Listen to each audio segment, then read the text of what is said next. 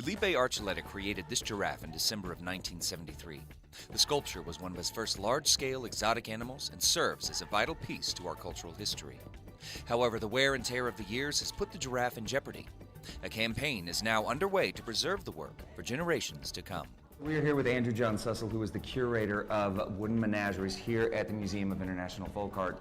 And specifically, we're talking about one of the featured artists in it, Philippe Archuleta, and one of his large-scale works, the giraffe. So before we get into the work itself, tell us about the artist, Philippe Archuleta. Well, Philippe Archuleta was just an amazing sculptor. And he actually started work rather late in life. He was in his mid-50s when he started creating wood carvings.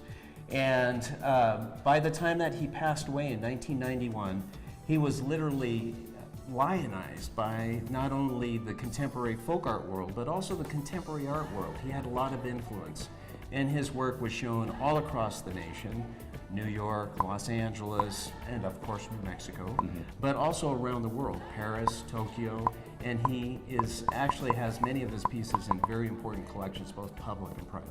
Okay. Before he got into this, he had sort of a shift in his creative work. He was doing local fauna, and then all of a sudden he started creating exotic animals. Why was that? Well, you know, that's a really good question, Chad, because what happened during the 20th century was all of a sudden our world became so much smaller. And it was through media, through actually like National Geographic. The family told stories about sitting down on Sunday afternoon and watching Mutual of Omaha's Wild Kingdom. Okay. You know, so all of a sudden the contemporary world became very small, and so there were all of these influences as far as seeing work from Africa, seeing animals from South America, but also the family would take trips to the Rio Grande Zoo. And we have some wonderful photographs of a trip in 1970, and Philippe took pictures of a giraffe, took pictures of a seal, took pictures of a leopard, and of a baby elephant. And it's just really wonderful because within a couple of years, he actually produced those objects at his studio in Tsuke.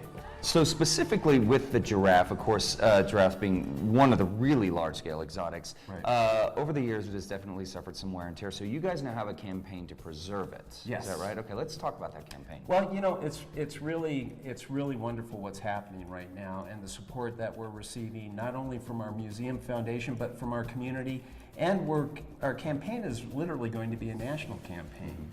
And what we're looking at doing with the monies generated is put together an eminent team of conservators and also consulting with the Archuleta family in order to restore this amazing American folk art treasure. Why is this piece in particular so important to preserve? The Archuleta giraffe is really a part of New Mexico's 20th century cultural patrimony. It is so important. It is so important not only for the period of time that it represents in the state's cultural history, but also how it connects to the larger picture in the United States and also around the world.